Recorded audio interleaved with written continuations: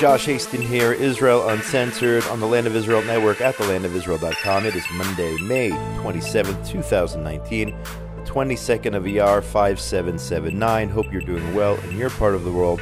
Get in touch with me during the week, Josh at thelandofisrael.com. On Facebook, it's Joshua Hasten, or on my new page, Josh Hasten, Israel Advocacy and Journalism, on Twitter at Josh Hasten, and now on Instagram as well.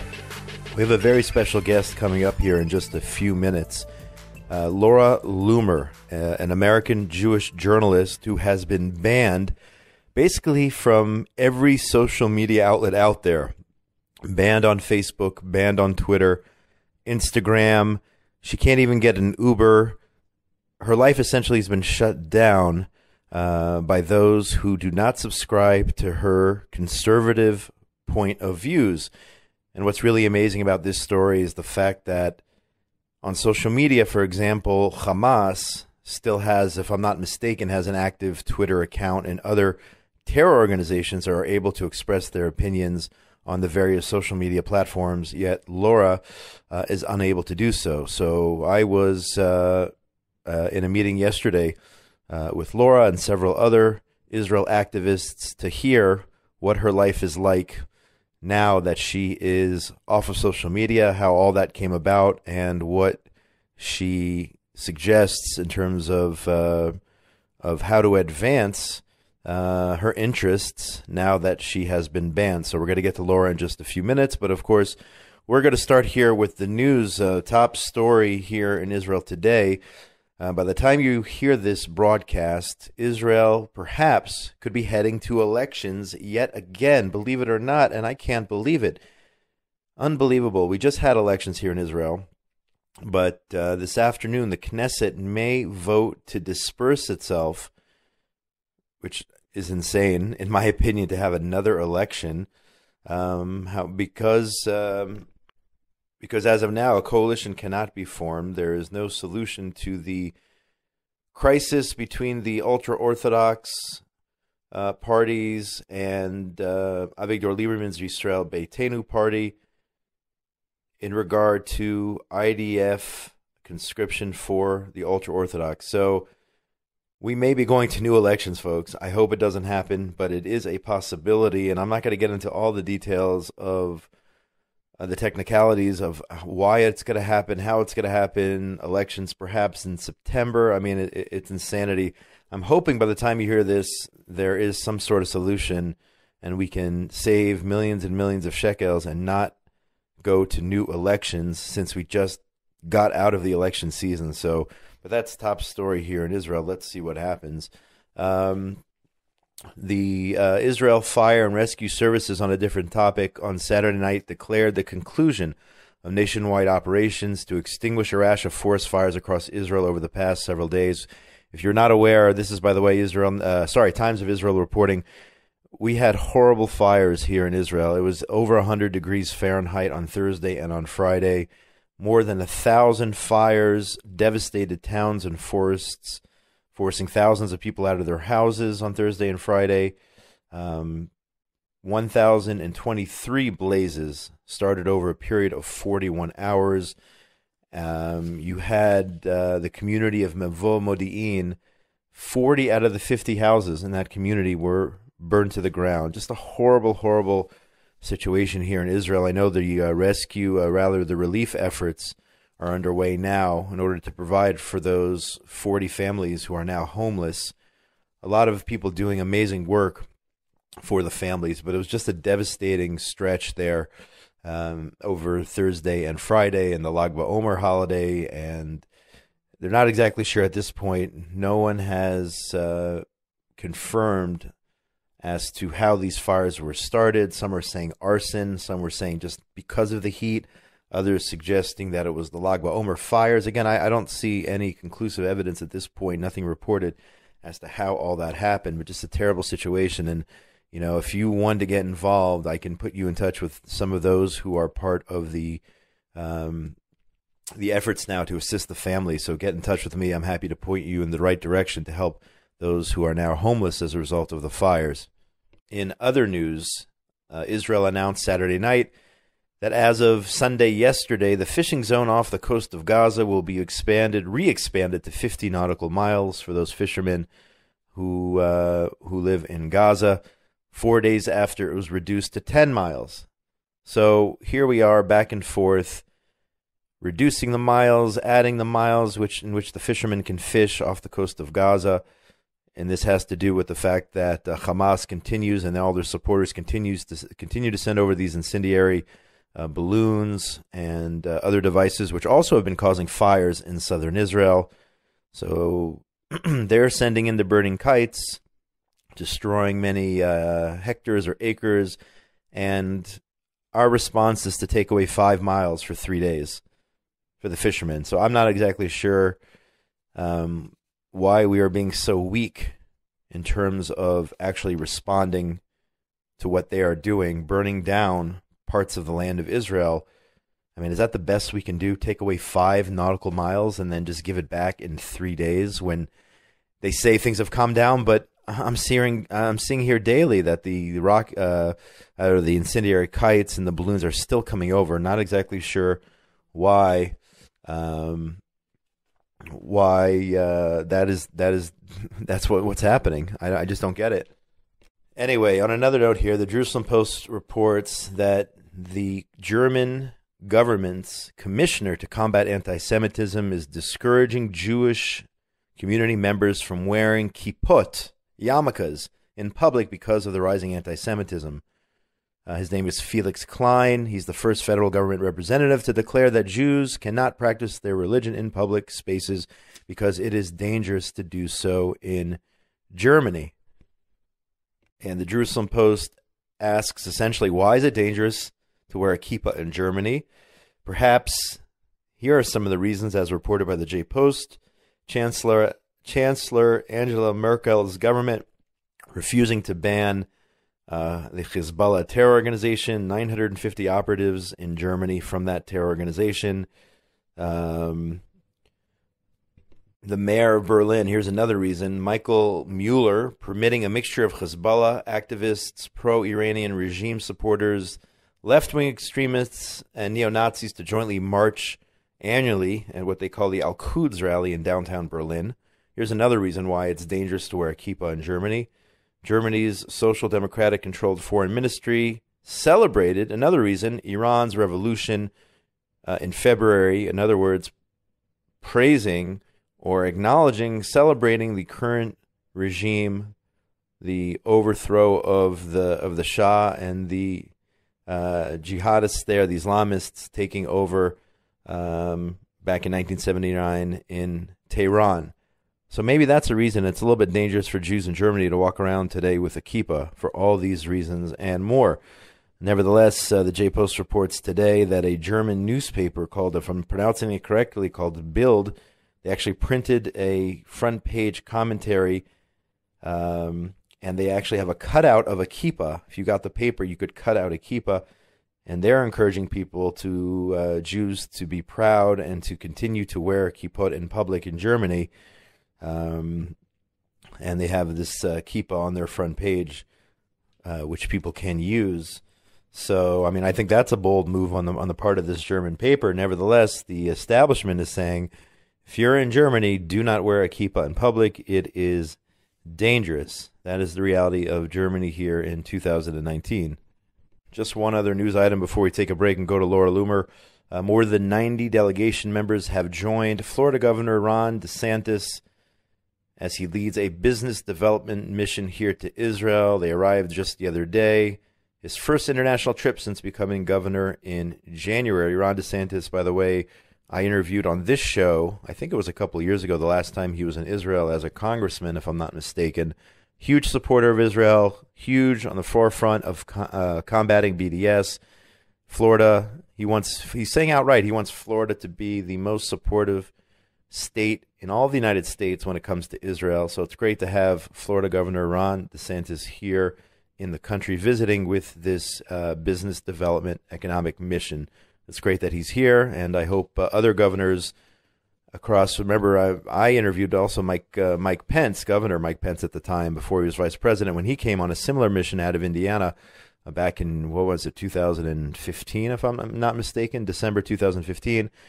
And here we have all the other governors should take the lead from these people, from Ron DeSantis and former Governor Pence, and bring these missions to Israel to strengthen ties in the business world, in the cultural world, education, strengthen ties between the U.S. and Israel. This is wonderful to see all these people visiting the state of Israel. We're going to take a short break and come back and talk about social media censorship.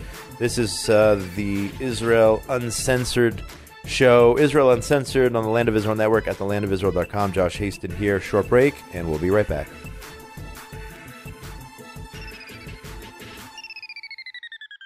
Hello, I'm Gil Hoffman, host of Inside Israel Today, and I'm honored to be taking part in the Shavuot of a Lifetime at the Mount Zion Hotel. Come join yours truly and other show hosts here, such as Ari Abramowitz, Jeremy Gimpel, Eve Harrow, Yishai Fleischer, talking about Torah and inspiration. What will I be talking about? You'll just have to come out to the Mount Zion Hotel. Shavuot of a Lifetime, Thursday through Monday, June 6th through 10th, 2019. For more information, visit thelandofisrael.travel. That's thelandofisrael.travel.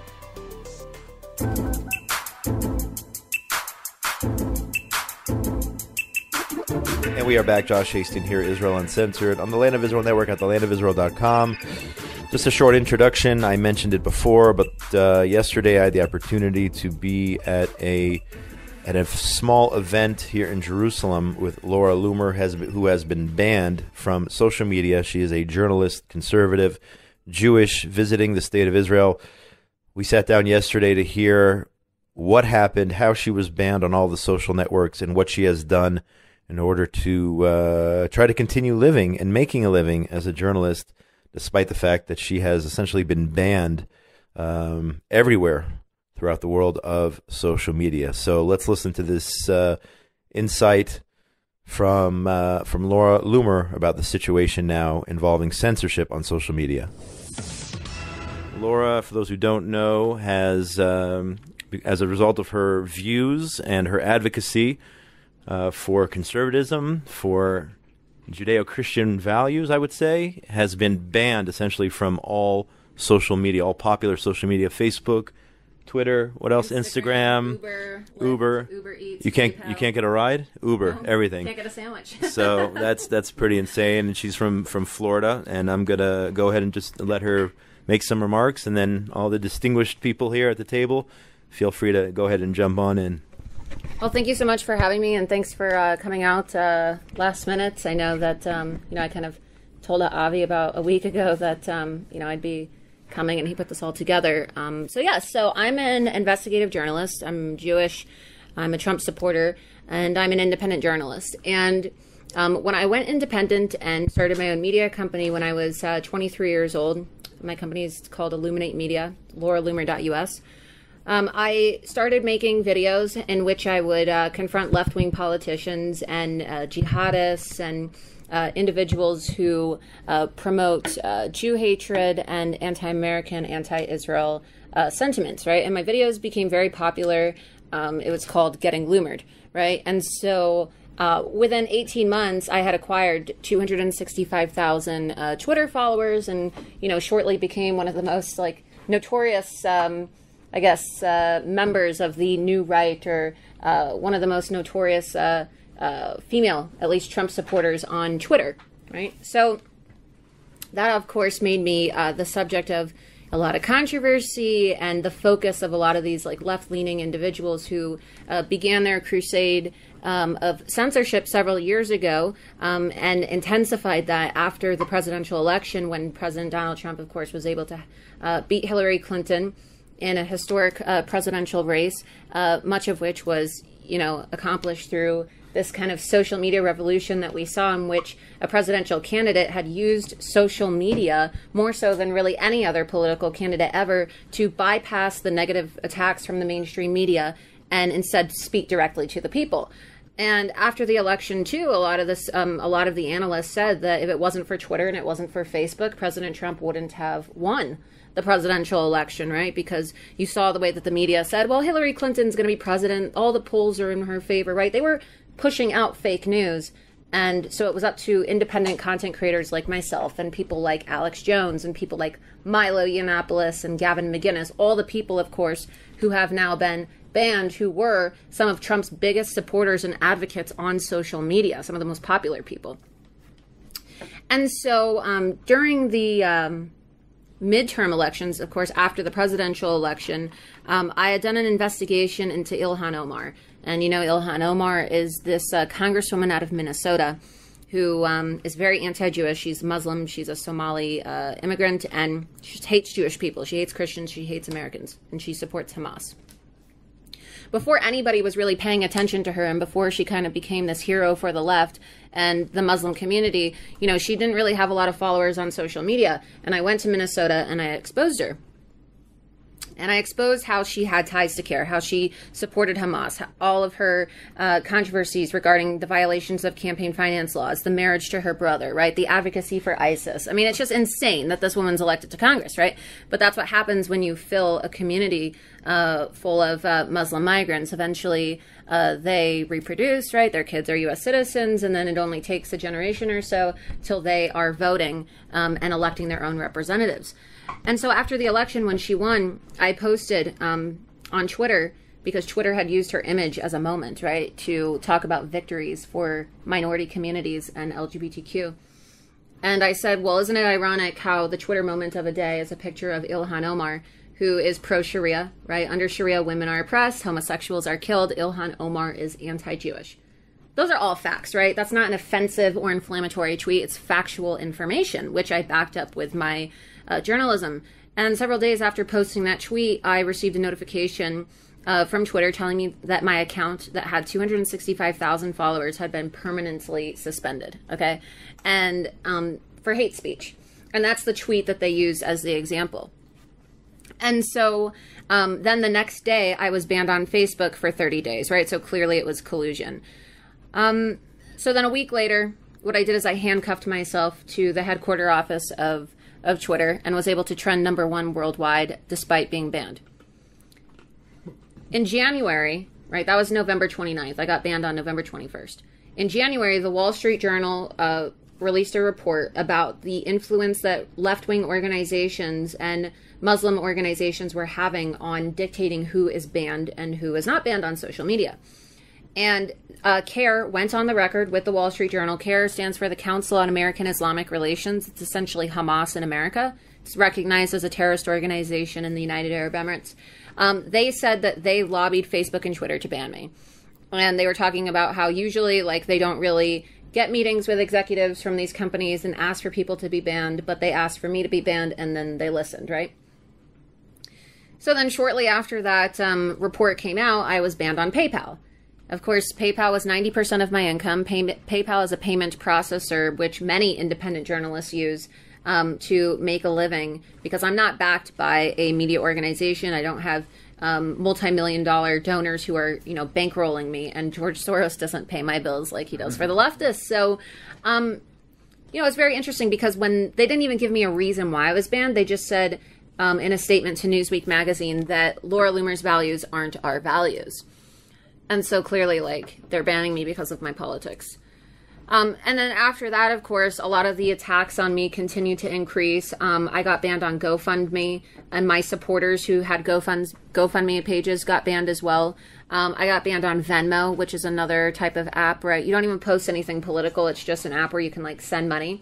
And then when I was in New York City, the day before one of my protests at Twitter, Chase Bank actually suspended my access to my online banking. And I was in a cab, and I couldn't even pay for my cab because they also disabled my debit card, and I had no money on me, right? So this is the level of censorship that we're dealing with, right? And several of my friends who are conservatives have actually received letters from Chase Bank telling them randomly, like, you need to withdraw your money from the bank, no explanation. It's just, you can never use Chase Bank again. And this happened to my friend Enrique Tario, who, of course, was the leader of the Proud Boys, which has been deemed as, you know, a hate group by SPLC when in reality, it's not. It's just a fraternity of guys who all love Gavin McInnes, right?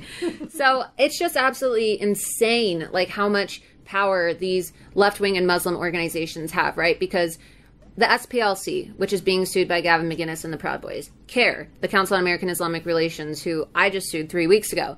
You're talking about terrorist organizations. You're talking about a group whose founder has been alleged to sexually molest his stepdaughter, right? Who just had to resign for, accusations of anti-Black racism towards his employees.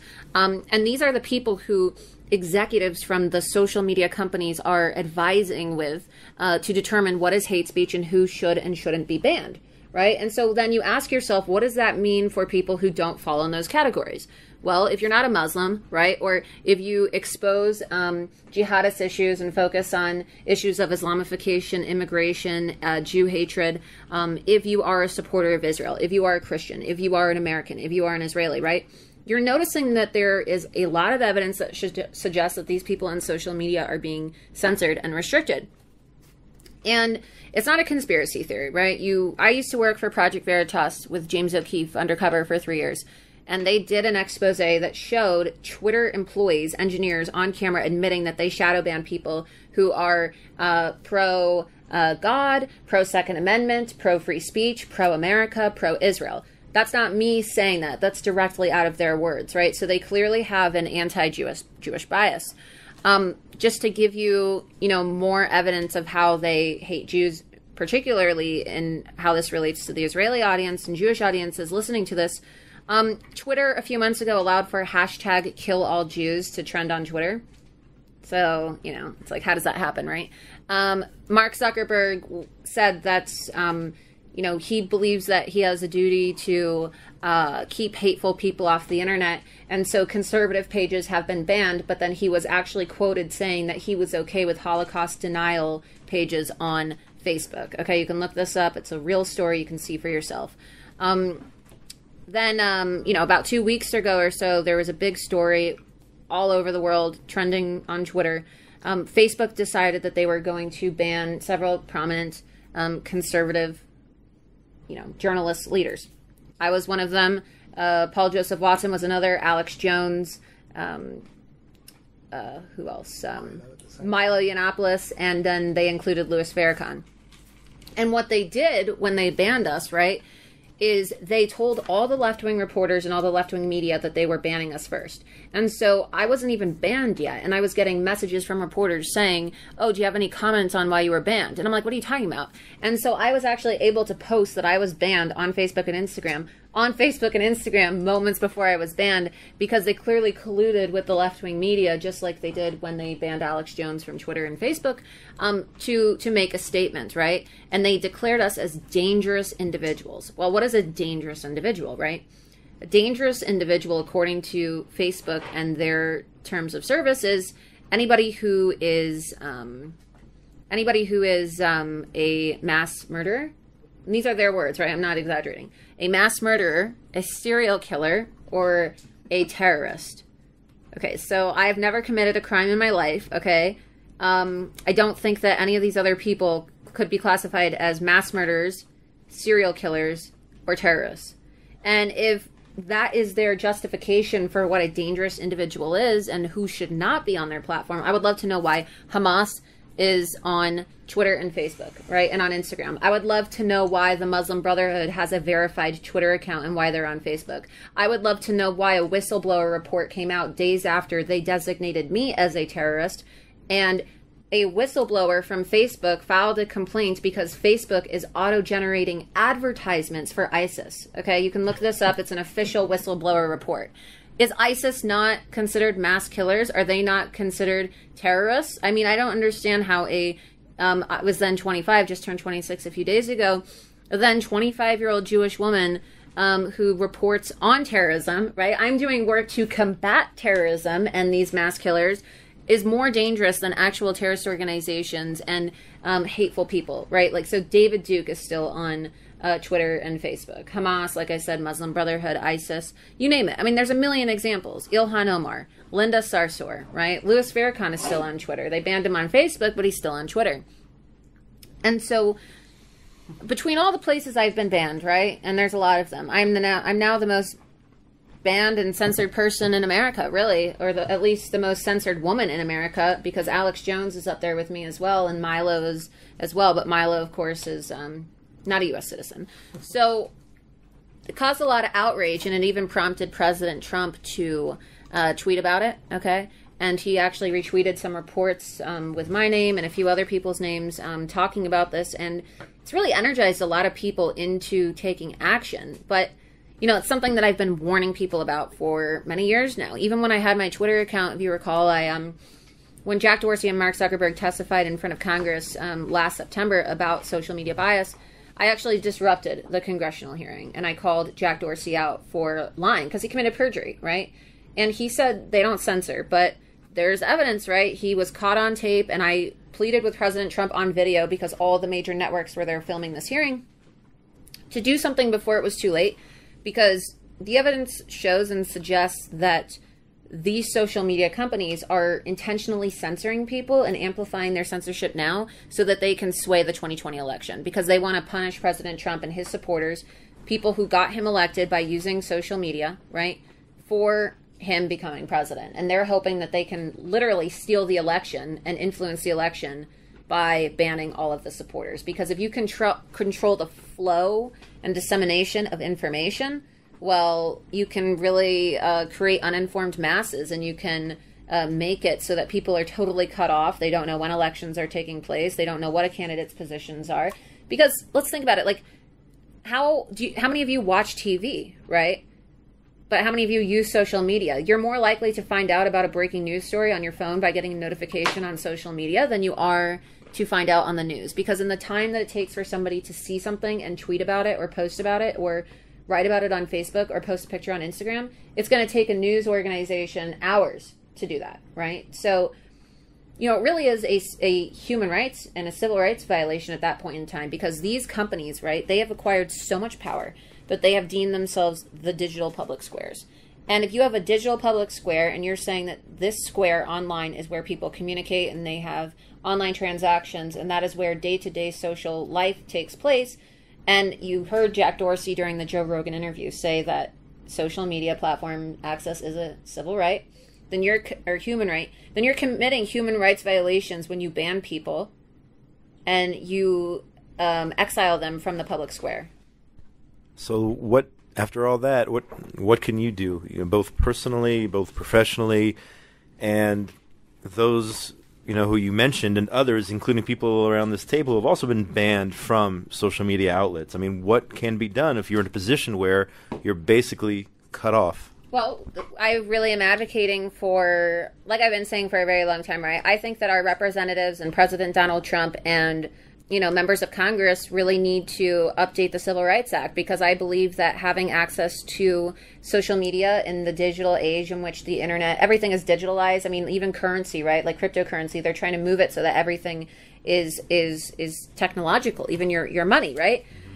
So the Civil Rights Act, I think, really needs to be updated to include protections for people based on political affiliation, and to also ensure equal access to platform uses. But, you know, in the meantime, I don't know if that's ever going to happen. So I think that there needs to be more done to create alternative platforms and more efforts on people to just leave Facebook and Twitter and instead use the other platforms. Because we can complain about Facebook and Twitter all we want, but until we leave the platforms and we affect their stock, right? Because that's how we're going to affect them. If people stop using their platforms, they're not going to be getting the advertisements, and they make their money off these advertisements. And by selling your data, right? They sell your data to third parties, and that's how they're making all their money. Then we can hit them where it hurts, right? Financially, and dismantle them. But, you know, it would be nice for all leaders, you know, luckily in the United States, we have a First Amendment. Other places aren't so lucky. And I know this isn't only happening in America, right? Trump has been vocal about it, but in the UK, it's a lot worse, right? You have people like Tommy Robinson, who literally spent time in jail, lost 40 pounds, was starved and abused by Muslims in jail because he posted factual information about migrant rape gangs in the UK. You have people now getting knocks at their door at 3 o'clock in the morning and having their homes raided by the police in the UK because they post facts about Islam or they misgender transgender people, right? So we're getting to an age where people are being jailed and people are being prosecuted and people are having their lives really uprooted and destroyed simply for posting opinions and factual information on social media. And that's a real problem, right? Because when you see that these companies are doing business deals with Islamic terrorists, they are platforming Islamic terrorists, they are imposing Sharia law on their users by telling people, oh, you're in violation of Pakistani law, you should get legal counsel, and you may be banned from Twitter if you continue to violate Pakistani law. Right? Why would I, as an American citizen, need to follow Pakistani law, right? Under Pakistani law, Sharia law, I'd be killed because I'm Jewish, and I'd be oppressed because I'm a woman. Under Pakistani law, as a woman, I probably wouldn't even be allowed to have access to social media, right? I'd have to ask a man to tweet or post for me. So you see this is a huge problem. And a lot of people call me an Islamophobe, right? They say I'm a bigot. They say I'm a racist. Islam's not a race. Muslim's not a race, right? But when you look at Sharia and you see how the Silicon Valley Sharia, as I like to call it, is advancing and is becoming more prevalent, right? And there's many examples, not just my case. What it really shows is happening, right? It's not just an issue with social media. It shows where we're headed as a society, right? It's the Islamification that is taking place globally, right? It's a concentrated effort all around the globe to influence, replace, and fundamentally transform societies all around the world, right? And you're seeing that these issues, especially the free speech issues, are most severe in countries where they have imported large amounts of Islamic migrants, so places like Germany, right? My tweets used to not be allowed in Germany because they were offensive to Muslims and Islam. So they blocked my tweets in Germany and France. Places like France, places like the UK, right? And now here in the United States, because we have Muslim congresswomen, Ilhan Omar and Rashida Tlaib, and groups like the Council on American Islamic Relations that are pushing to make criticism of Islam a hate crime in America. So it's Islamic blasphemy laws. And that's what I said when I handcuffed myself to the Twitter headquarter offices, right? Because when you ban people for posting facts about Islam, when you ban people for being pro-Israel, when you ban people for criticizing Islam or posting their political speech against Islam or Muhammad, right? Like there have been people banned for posting memes about Muhammad. You're essentially upholding Islamic blasphemy laws, okay? And that's very, very dangerous because when you start to impose, this digital or Silicon Valley Sharia, it's not going to be long before we have full-blown Sharia law implemented in society, right? And what I would love to know is why American companies like Twitter and Facebook on American soil have to follow American law, why they are implementing Islamic law for their users worldwide. I would love to know. I don't want to monopolize. I just have one question here before we turn it over. What brings you to Israel at this time? Why are you visiting Israel? You said this was you've been here several times before. Yeah. Welcome to Israel, first of all. It's great to have you here. What brings you to Israel at this time? And then let's turn it over to... I had a trip planned. here, and I was actually supposed to be here a week earlier than I have been now. I've been here for about a week. But unfortunately, what happened was, I got banned on social media, and so it kind of derailed my schedule and really... screwed things up with my media company, my business, so I had to postpone my trip. But, I was supposed to be organizing a trip in which we take people, many of whom are Zionists themselves or aspiring to become more knowledgeable about Israel. And this year's trip was a trip about border security. And so we're going to take people to the border walls and the different borders surrounding Israel and teaching them about how Israel was able to curb their illegal immigration problem and really protect themselves and boost their national security. But unfortunately, because of the social media censorship, my trip was postponed, and it was also postponed because, my dad's getting married in the beginning of the month, so I had to postpone my trip. But I try to make a trip to Israel every single year, right? Last year I was here for about a month reporting on the embassy move. It's great. I try to come every year, and I encourage everybody to come to Israel, and see for themselves what's happening. Fascinating and sad and disturbing. But that is the reality, folks, and that's going to do it for today. My name is Josh Hasten. This is Israel Uncensored on the Land of Israel Network at thelandofisrael.com. Thanks so much for joining us. Big shout out to Ben Bresky, our engineer, Tabitha Epstein, who does all the work behind the scenes here on the network. Get in touch with me during the week, Josh at thelandofisrael.com. On Facebook, it's Joshua Hasten, or at Josh Hasten on Twitter. Also now on Instagram. Most importantly, between now and when we speak again next week, everyone out there in the wonderful world of ours, be safe. Have a great week from Jerusalem, Israel's eternal capital. Shalom, shalom.